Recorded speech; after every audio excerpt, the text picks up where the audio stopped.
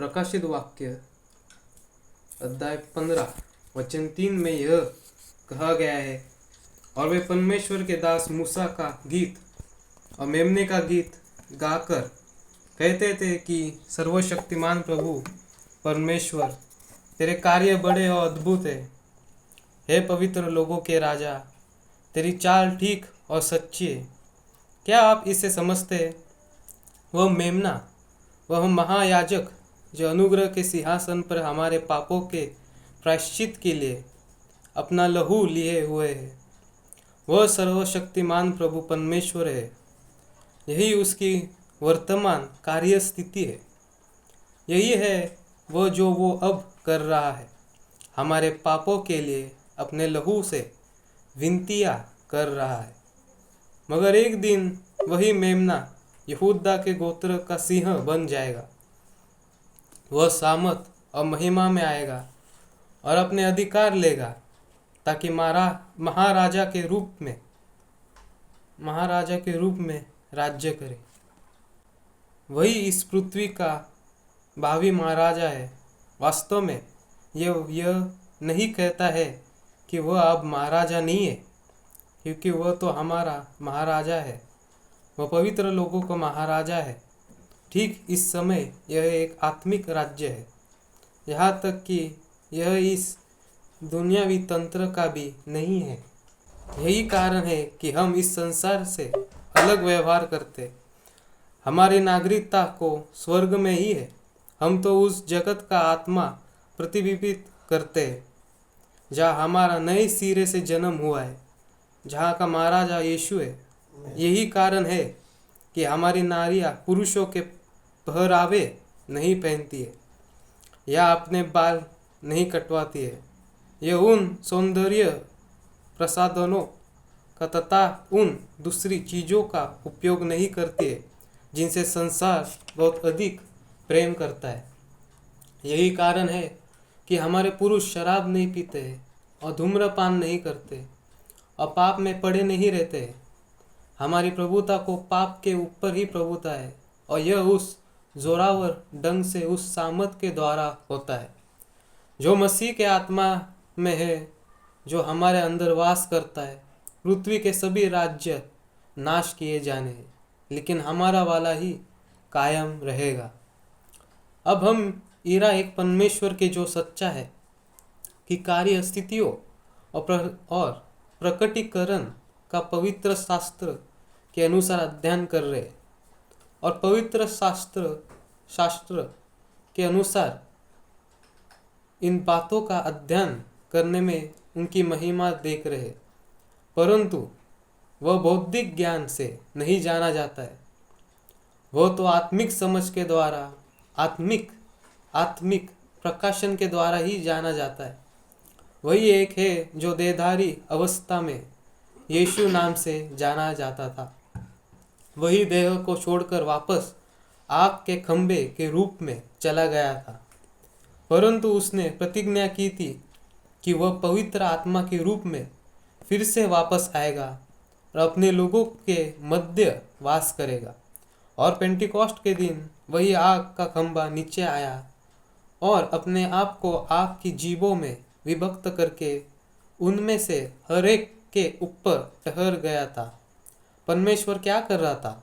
वह स्वयं अपने को कलीसिया में विभक्त कर रहा था।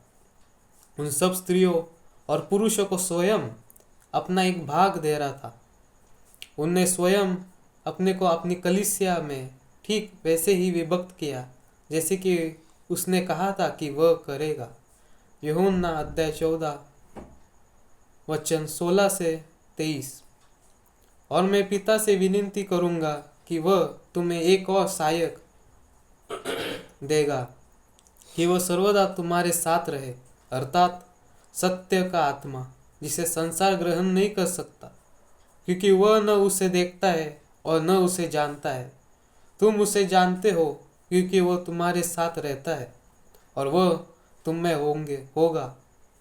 मैं तुम्हें अनाथ न छोड़ूंगा, मैं तुम्हारे पास आता हूँ। और थोड़ी देर रह गई है कि फिर संसार मुझे न देखेगा, परंतु तुम मुझे देखोगे, इसलिए कि मैं जीवित हूँ, तुम भी जीवित रहोगे। उस दिन तुम जानोगे कि मैं पिता हूँ और तुम मुझ में और मैं तुम में। जिसके पास मेरी आज्ञा है और वो उन्हें मानता है, वही मुझसे प्रेम रखता है, और जो मुझसे प्रेम रखता है उससे मेरा पिता प्रेम रखेगा, और मैं उससे प्रेम रखूंगा और अपने आप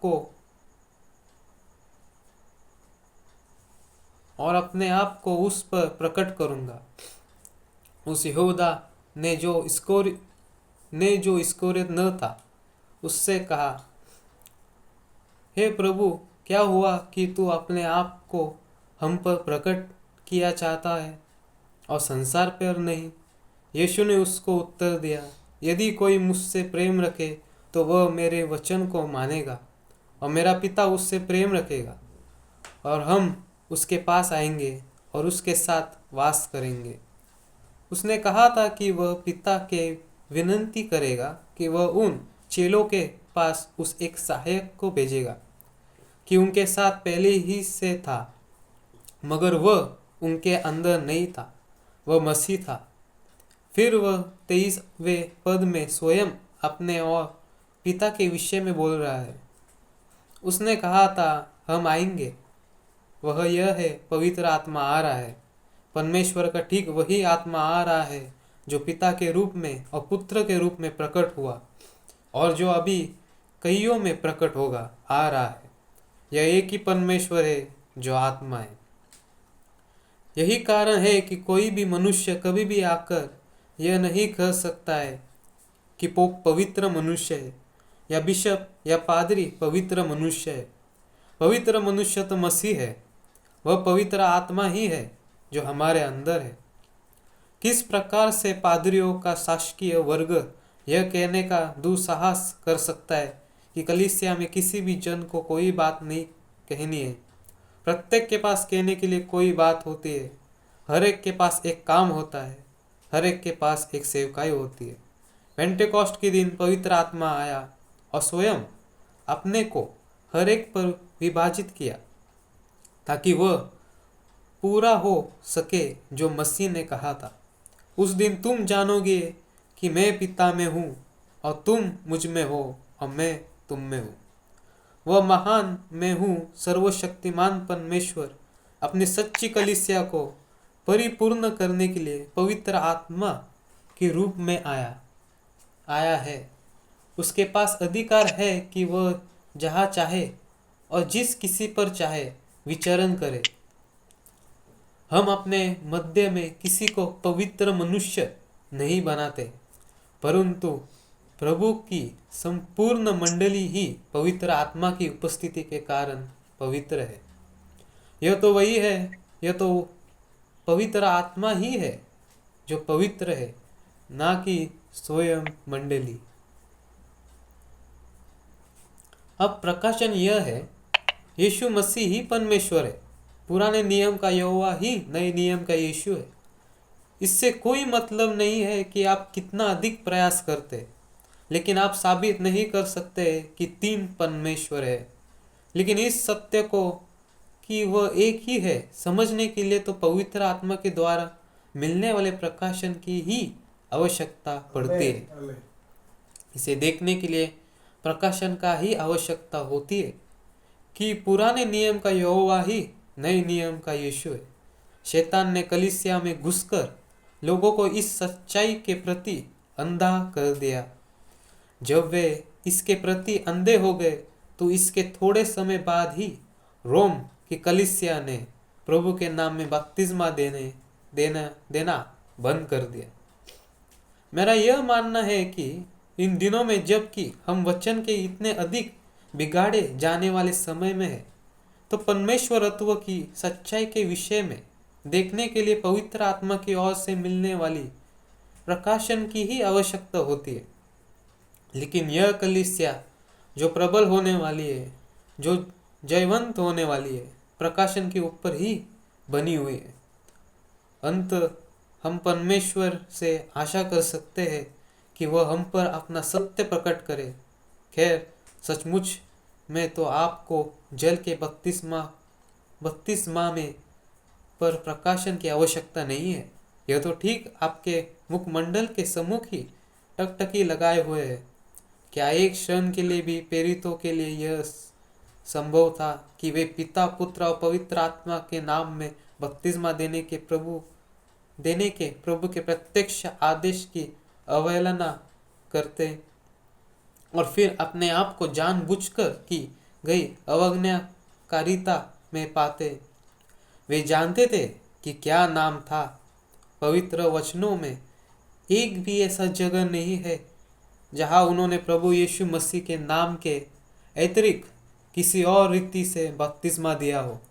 साधारण समझ ही आपको यह बता देगी कि प्रेरितों के काम की पुस्तक कलीसिया का कार्यकलाप करना ही है, और यदि उन्होंने उस रीति से बपतिस्मा दिया था तो बपतिस्मा देने की यही रीति है। अब यदि आप सोचते हैं कि यह एक कठोर बात है तो आप इसके विषय में क्या सोचते हैं? वह कोई भी जन जिसका प्रभु यीशु के नाम में बपतिस्मा नहीं हुआ था उसे फिर से बपतिस्मा लेना पड़ता था। प्रेरितों के काम अध्याय 19 वचन 16। और जब अपोलोस कुरिन्थियस में था तो पौलुस ऊपर के सारे देश से होकर इफिसियुस में आया और कई चेलों को देखकर उनसे कहा, क्या तुमने जब से विश्वास किया तो तुमने पवित्र आत्मा पाया? उन्होंने उससे कहा, हमने तो पवित्र आत्मा की चर्चा भी नहीं सुनी। उसने उनसे कहा, तो फिर तुमने किसका बपतिस्मा लिया? उन्होंने कहा, यूहन्ना का बपतिस्मा।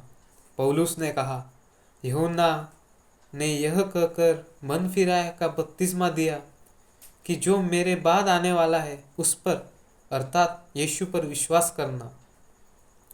यह सुनकर उन्होंने प्रभु यीशु के नाम का बपतिस्मा लिया, और जब पौलुस ने उन पर हाथ रखे तो उन पर पवित्र आत्मा आया और वे भिन्न भिन्न भाषा बोलने और भविष्यवाणी करने लगे। ठीक यही बात है। इफिसियस ने इन भले लोगों ने मसीह के आगमन के विषय में सुना हुआ था। यूहन्ना ने ही उन्हें प्रचार किया था। उनको पापों से मन फिराया का बपतिस्मा मिल चुका था और वे यीशु के आगमन की बात जो रहे थे ताकि उस पर विश्वास करें। लेकिन अब यह समय था कि पीछे मुड़कर यीशु की ओर देखा जाए और पापों की क्षमा के लिए बपतिस्मा लिया जाए। यह तो पवित्र आत्मा पाने का समय था, और जब उन्हें प्रभु यीशु मसीह के नाम में बपतिस्मा दिया गया तो पौलुस ने उनके ऊपर अपना हाथ रखे और पवित्र आत्मा उनके ऊपर उतर गई। इफिसुस के वे प्यारे लोग बहुत ही भले थे, और यदि किसी को सुरक्षित अनुभव करने का अधिकार था तो यह उन्हीं को था। ध्यान दीजिए, वे कितने आगे आ निकल चुके थे। वे सभी बातों से होते हुए मसीह को ग्रहण करने तक पर आए थे। वे उसके लिए तैयार थे, परंतु क्या आप नहीं देखते कि इन सब बातों के बावजूद वे उससे चूक गए थे? वह आ चुका था और चला भी गया था। उन्हें तो प्रभु यीशु मसीह के नाम से बपतिस्मा लेने की आवश्यकता थी। उन्हें तो पवित्र आत्मा से परिपूर्ण होने की आवश्यकता थी। यदि आप प्रभु यीशु के नाम में बपतिस्मा ले चुके हैं तो परमेश्वर ही आपको अपने आत्मा से परिपूर्ण करेगा। यही तो वचन है प्रेरितों के काम 19:6 जो कि हम पढ़ रहे थे। प्रेरितों के काम 2:38 को पूरा करना ही है। मन फिराओ और तुम में से हर एक अपने अपने पापों की क्षमा के लिए यीशु मसीह के नाम में बपतिस्मा ले और तुम पवित्र आत्मा का दान पाओगे। देखिए, पौलुस ने पवित्र आत्मा के द्वारा बिल्कुल ठीक वही कहा था जो पतरस ने पवित्र आत्मा के द्वारा कहा था, और जो बोला गया था उसे बदला नहीं जा सकता है। यह तो पेंटिकॉस्ट से लेकर उस अंतिम चुने हुए जन तक जिसका बपतिस्मा होता है एक सा ही रहना है। गलतियों 1:8। परंतु याद हम या स्वर्ग से कोई दूत भी उस सुसमाचार को छोड़ जो हमने तुमको सुनाया है, कोई और सुसमाचार तुम्हें सुनाए तो वह श्रापित हो। अब तुम वनेस वाले लोगों में से कुछ तो गलत ही बपतिस्मा देते हो। वननेस वाले लोगों में से कुछ तो गलत ही बपतिस्मा देते हो। आप नया जन्म पाने के लिए डुबकी का बपतिस्मा देते हो, मानो पानी में डूबने भर से ही आपका उद्धार हो गया है। नया जन्म पानी के द्वारा नहीं होता है, यह तो पवित्र आत्मा का ही कार्य है। जिस पुरुष ने पवित्र आत्मा के द्वारा यह आदेश दिया था, मन फिराओ और तुम में से हर एक प्रभु यीशु के नाम से बपतिस्मा ले।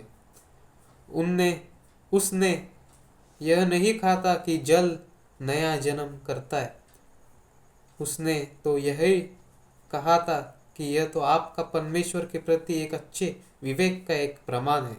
बस यही है वह एक पत्रस 3:21 कहता है, और उसे पानी का दृष्टांत भी अर्थात बपतिस्मा यीशु मसीह के जी उठने के द्वारा अब तुम्हें बचाता है।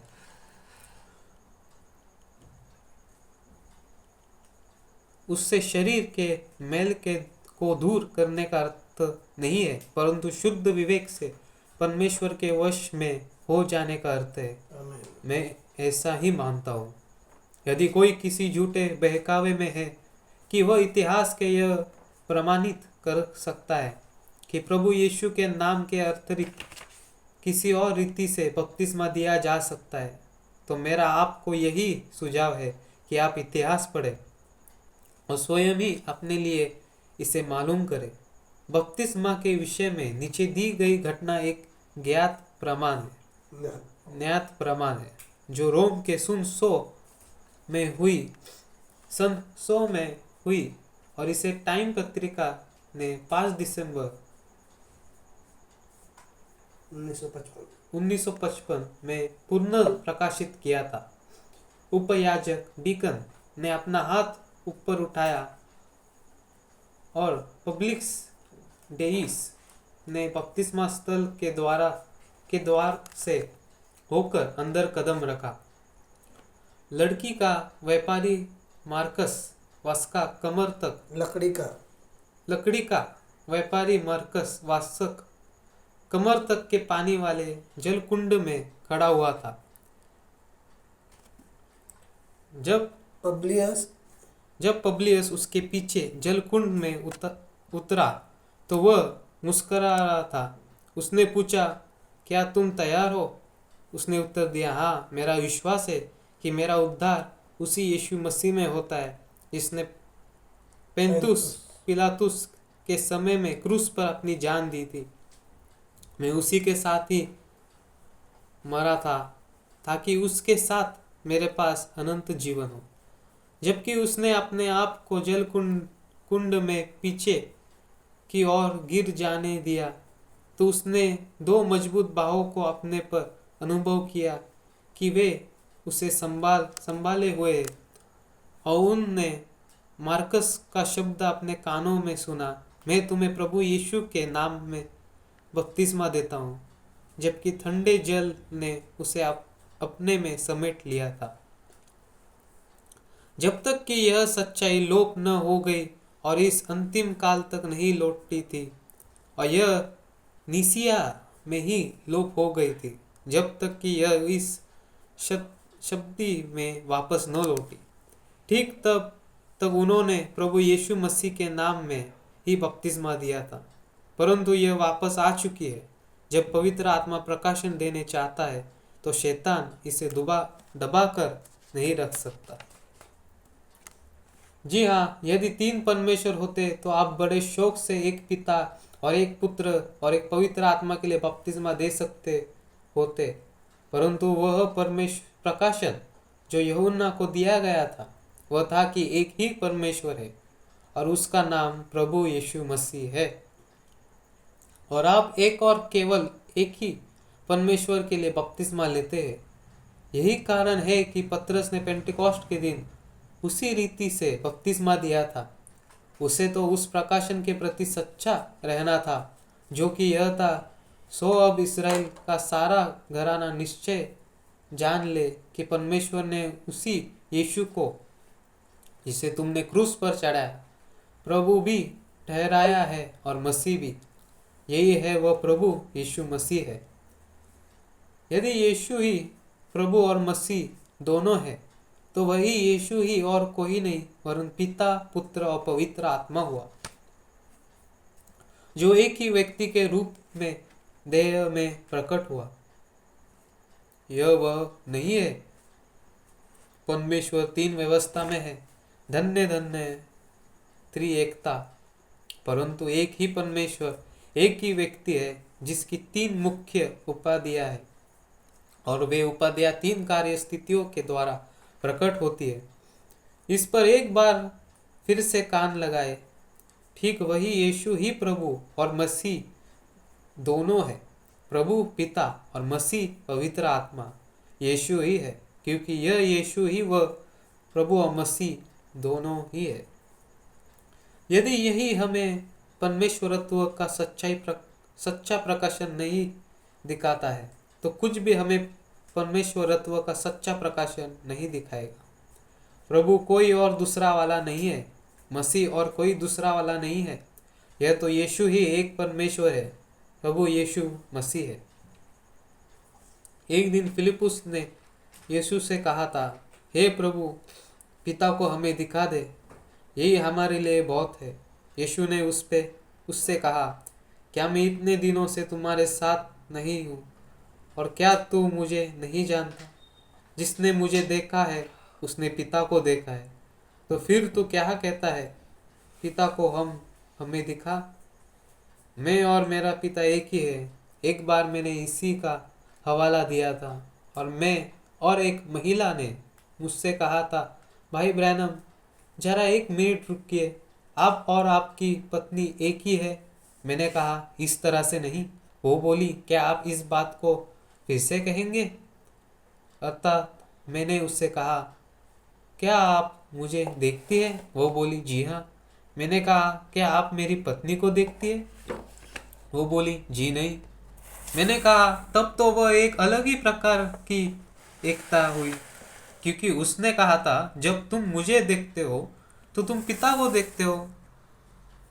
भविष्यवक्ता ने कहा था कि सांझ के समय उजियाला होगा। एक गीत के रूप में यूं लिखा है, सांझ के समय उजियाला होगा, जिसमें महिमा पद अवश्य मिलेगा। जल वाले मार्ग में ही आज का प्रकाश छिपा है, जिसमें हम यीशु के अमूल्य नाम से दफनाए जाते हैं। बूढ़े और जवान सभी अपने पापों से प्रायश्चित करें तो पवित्र आत्मा निश्चय ही मिल जाएगा। सांझ का उजियाला आ गया है, जिसने यह सत्य प्रकट किया है कि परमेश्वर और मसीह एक ही है। अधिक समय नहीं हुआ है जब मैं एक यहूदी रब्बी से बातचीत कर रहा था। उसने मुझसे कहा, तुम अन्य जाति के लोग परमेश्वर के तीन टुकड़े करके उसे एक यहूदी को नहीं दे सकते। हम उससे कहीं बेहतर जानते। मैंने उससे कहा, रब्बी, बिल्कुल ठीक ऐसा ही है। हम परमेश्वर को तीन टुकड़ों में नहीं बांटते। आप भविष्यवक्ताओं पर विश्वास करते, क्या आप नहीं करते? उसने कहा, निश्चित रूप से मैं विश्वास करता हूँ। क्या आप यशाया 9:6 पर विश्वास करते हैं? जी हाँ। यहाँ पर भविष्यवक्ता किसके विषय में कह रहे हैं? मसीह के विषय में।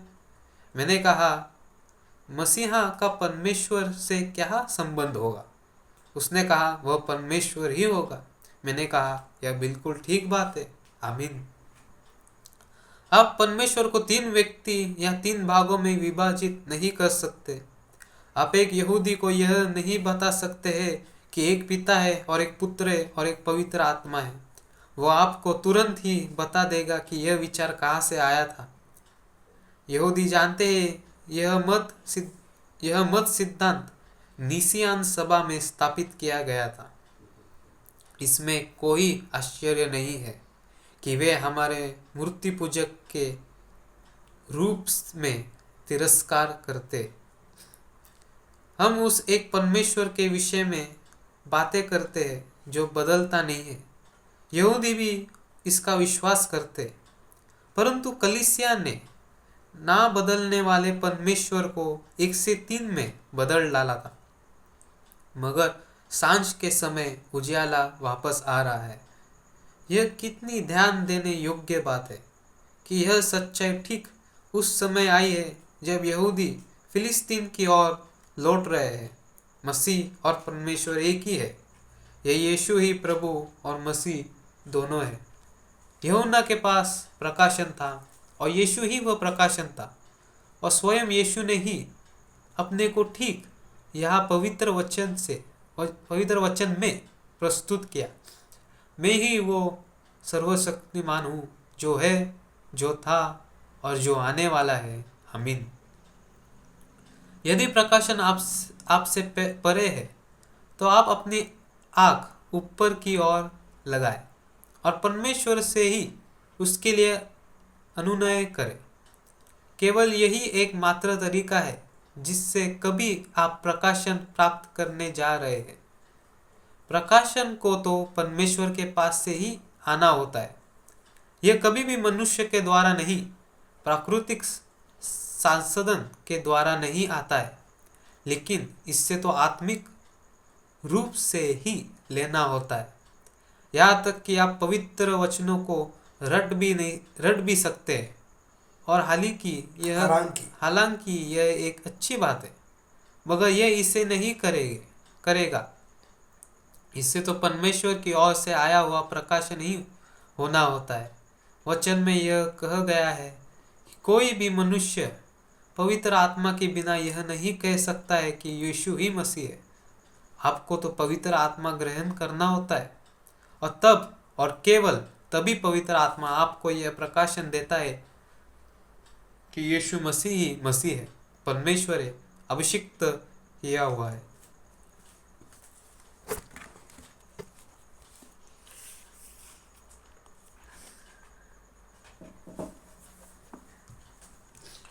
परमेश्वर के आत्मा के सिवाय कोई मनुष्य परमेश्वर की बातें नहीं जान सकता है,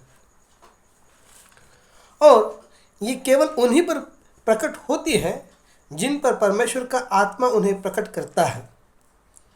हमें इस बात की आवश्यकता है कि हम परमेश्वर को संसार की किसी भी चीज़ से कहीं अधिक प्रकाशन के लिए पुकारें। हम बाइबल को मान चुके हैं, हम इसकी बड़ी बड़ी सच्चाइयों को ग्रहण कर चुके हैं, लेकिन अभी भी यह बहुत सारे लोगों के लिए वास्तविक नहीं है, क्योंकि उनके पास पवित्र आत्मा के द्वारा मिला हुआ प्रकाशन नहीं है। वचन उनके लिए जीवंत नहीं बन पाया है।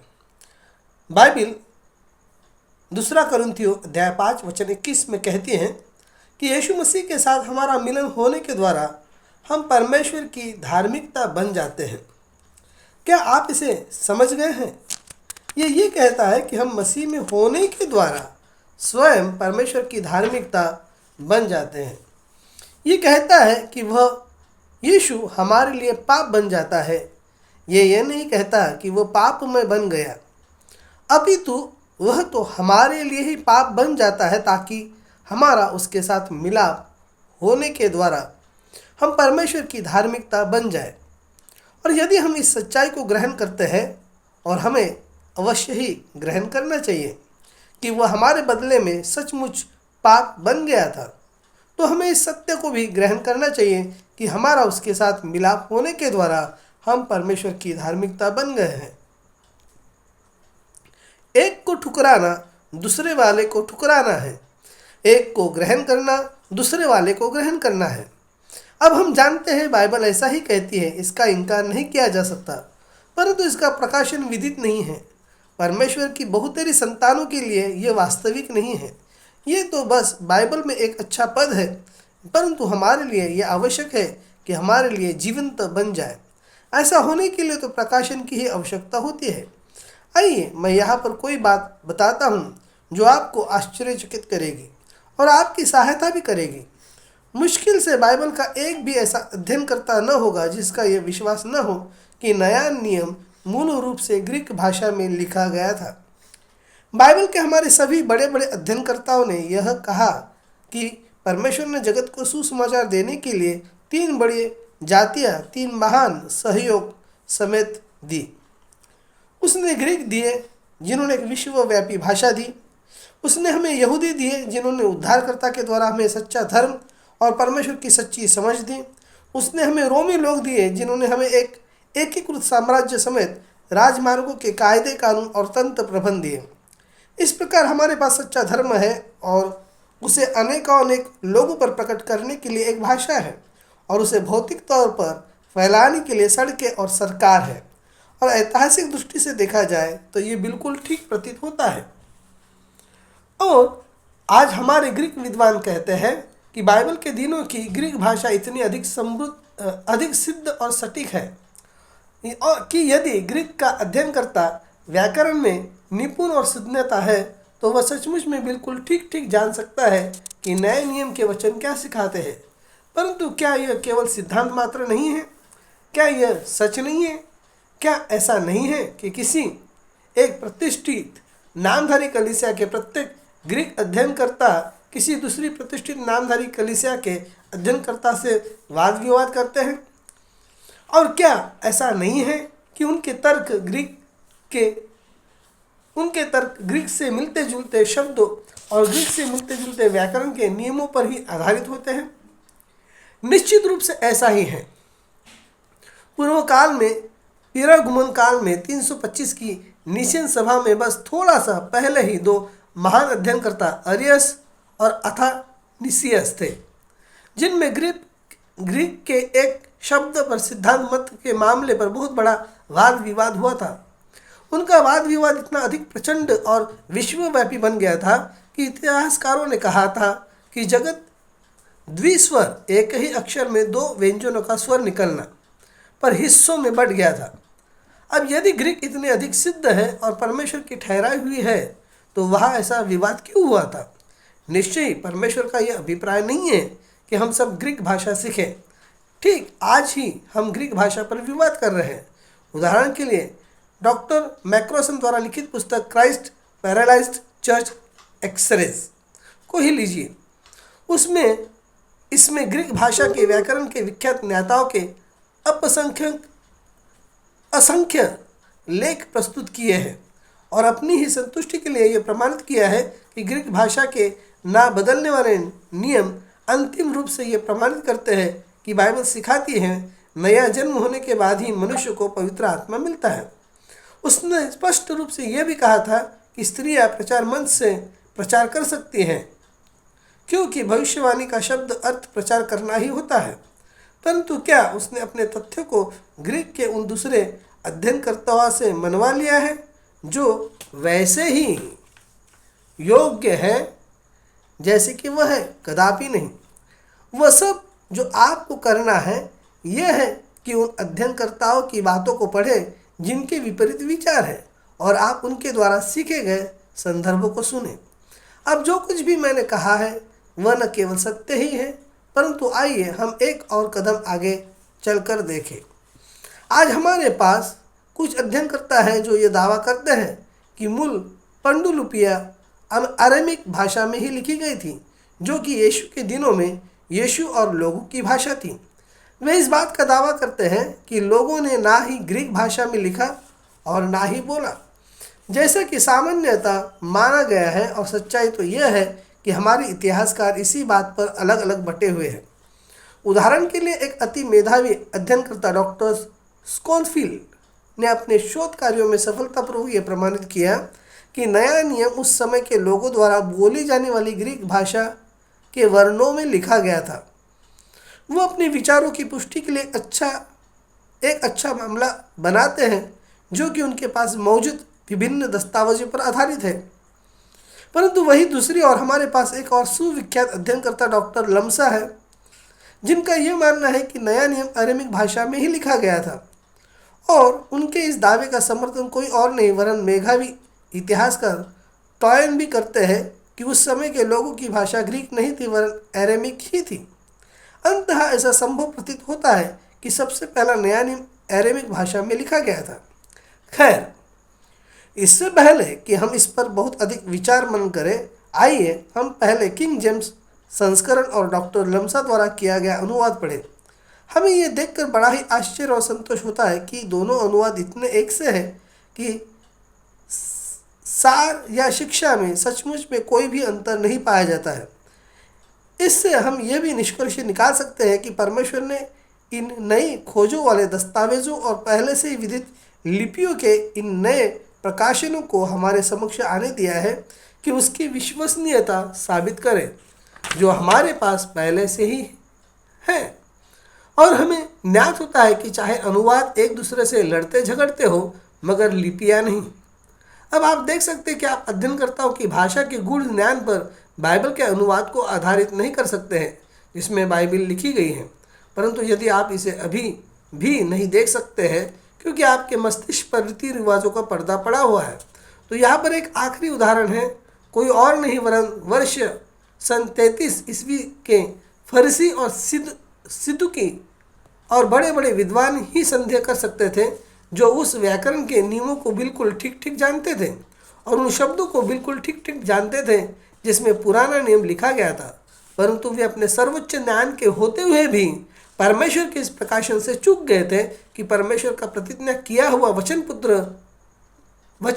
पुत्र में प्रकट हुआ था। उत्पत्ति से लेकर मलाकी तक के संपूर्ण अध्याय इसी का उल्लेख करते थे और वे उसको और उसकी सेवकाई को ही समर्पित थे। फिर भी उन थोड़ों को छोड़कर जिन्होंने पवित्र आत्मा के द्वारा रोशनी पाई थी, वे उसे जानने में पूरी तरह से चूक गए थे। अब हम एक निष्कर्ष पर पहुंचते हैं, एक ऐसे निष्कर्ष पर पहुंचते हैं जो हमारे पास पहले से ही वचन में पाया जाता है। जितना ज़्यादा यथासंभव वचन के सर्वोत्तम रिकॉर्ड पाने के लिए पुराने और सर्वश्रेष्ठ पांडुलिपियाँ पाने का प्रयास करते में विश्वास कर रहे हैं, परंतु हम उतना ही इसका अध्ययन करके और पवित्र वचनों से तुलना करके कभी भी इसका अर्थ नहीं जान पाएंगे, चाहे हम कितने ही सत्यनिष्ठ क्यों न हो। इसे जानने के लिए तो परमेश्वर की ओर से मिलने वाले प्रकाशन की ही आवश्यकता होती है। बिल्कुल ठीक यही है वह जो पौलुस ने कहा था, जिन बातों को हम भी कहते हैं वे उन शब्दों में नहीं हैं जिनकी शिक्षा मनुष्य की बुद्धि देती है, वरन ये तो वे बातें हैं जिनकी शिक्षा पवित्र आत्मा देता है। 1 कुरिन्थियों अध्याय 2 वचन 12। सच्चा प्रकाशन तो यह है कि परमेश्वर अपने निज वचन का अनुवाद उसे प्रमाणित करने के द्वारा कर रहा है जिसकी उसने प्रतिज्ञा की थी। अब यह हो कि कोई भी उससे गुमराह ना हो जो मैंने कहा है, और यह ना सोचे कि मैं वचन की उस यथार्थता पर विश्वास नहीं करता हूँ जैसा कि अब यह हमारे पास है। मैं विश्वास करता हूँ कि यह बाइबल बिल्कुल सही है।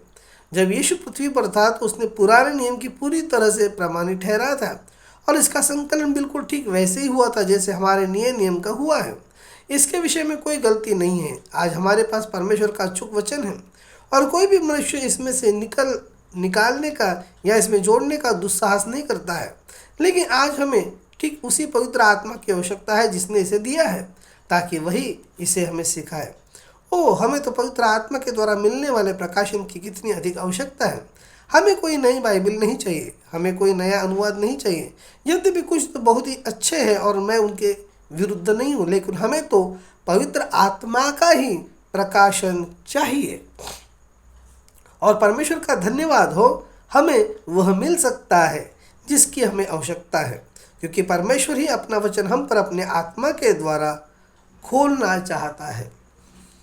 होने पाए परमेश्वर ही हमें लगातार जीवन देने वाला और जयवंत कराने वाला प्रकाशन अपने आत्मा के द्वारा देना आरंभ करे।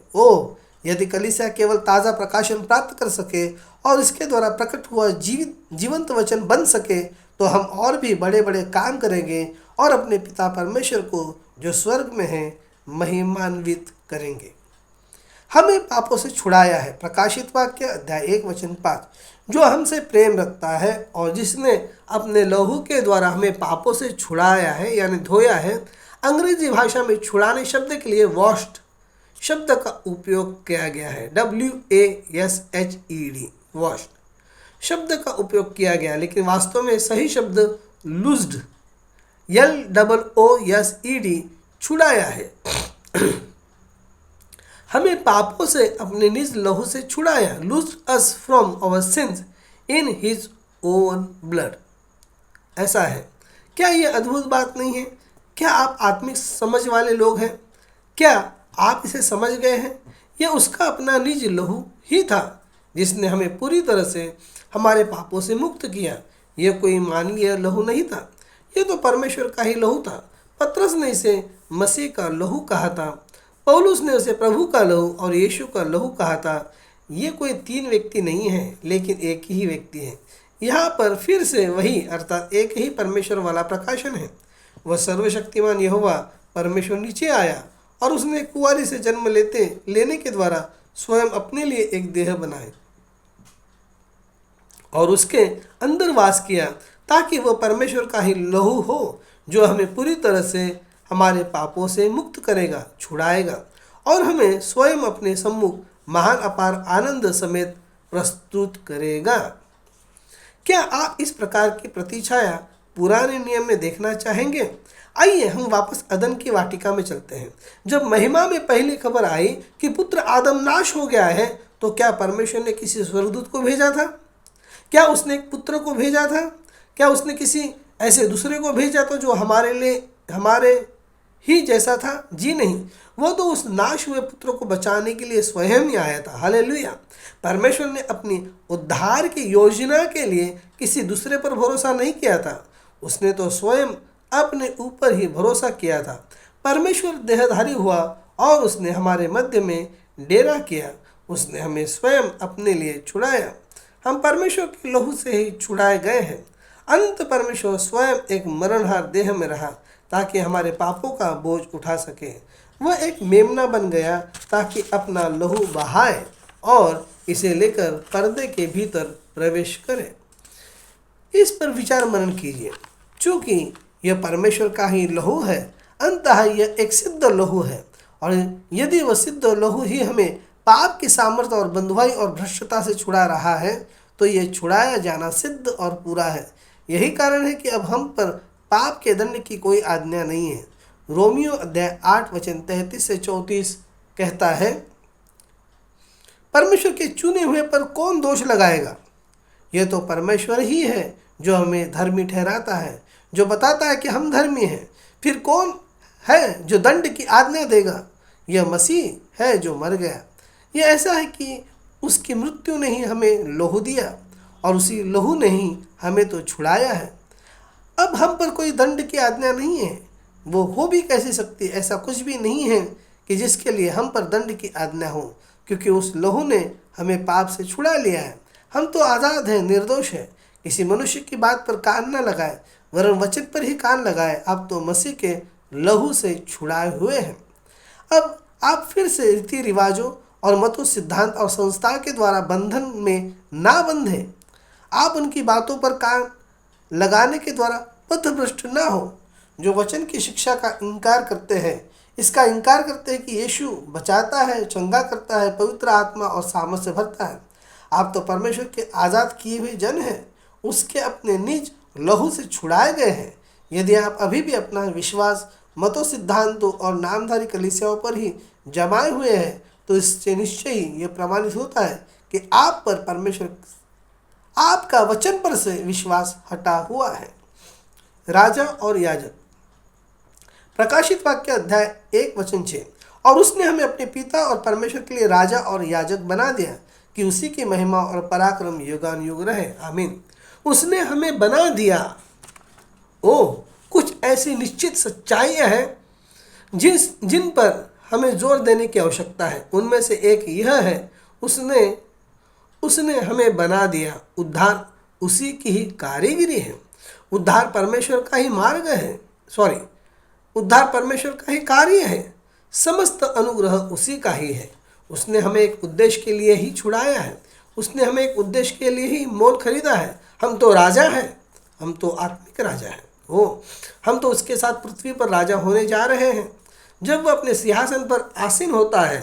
परंतु अभी हम आत्मिक राजा हैं और हम आत्मिक राज्य पर हुकूमत करते हैं। रोमियो अध्याय 5 वचन 17 में यह कहा गया है, क्योंकि जब एक मनुष्य के अपराध के कारण मृत्यु ने उस एक ही के द्वारा राज्य किया, तो जो लोग अनुग्रह और धर्म रूपी वरदान बहुतायत से पाते हैं वे एक मनुष्य के अर्थात यीशु मसीह के द्वारा अवश्य ही अनंत जीवन में राज्य करेंगे। और कलुसियों अध्याय 1:13 में कहा गया है, और उसी ने ही हमें अंधकार के वश से छुड़ाया और हमें अपने प्रिय पुत्र के राज्य में रूपांतरित किया। ठीक इस समय हम मसीह के साथ राज्य करते हैं। हमारा पाप, संसार, शरीर और शैतान पर अधिकार है। वह अपनी महिमा और अपने यश को खुल्लम खुल्ला दिखा रहा होता है। वह स्वयं अपने को प्रकट कर रहा होता है, क्योंकि यह तो मसीह ही हमारे अंदर होता है, जो अपनी सुमति को पूरा करने का इच्छुक हो रहा होता है और अपनी सुमति पूरा कर रहा होता है। जी हाँ, वास्तव में यहाँ तक कि ठीक इस समय हम यीशु मसीह में स्वर्गीय स्थानों में बैठे हुए हैं और हमें याजक बनाया। जी हाँ, हम उसके लिए याजक बनाए गए हैं और पवित्र किए हुए होठों की आत्मिक स्तुति अर्पित कर रहे हैं। हम अपने जीवनों को उसके लिए एक मधुर भेंट के रूप में अर्पण कर रहे हैं। उसकी आत्मा और सच्चाई में आराधना कर रहे हैं, उससे मध्यस्थता और याचना कर रहे हैं। हम अपने परमेश्वर के लिए याजक और राजा बना दिए गए हैं। इसमें कोई आश्चर्य नहीं है कि संसार हमें आकर्षित नहीं करता है, और हम तो एक विशेष किस्म के लोग हैं जो भले काम करने के जिज्ञासु रहते हैं। हमारी उसी में ही फिर से सृष्टि हुई है कि हम अपने पिता की समानता में ही उसकी संतान हो। ठीक है, हम लोग यहाँ पर रुकते हैं, छोटी सी प्रार्थना करके हम इसे समाप्त करते हैं।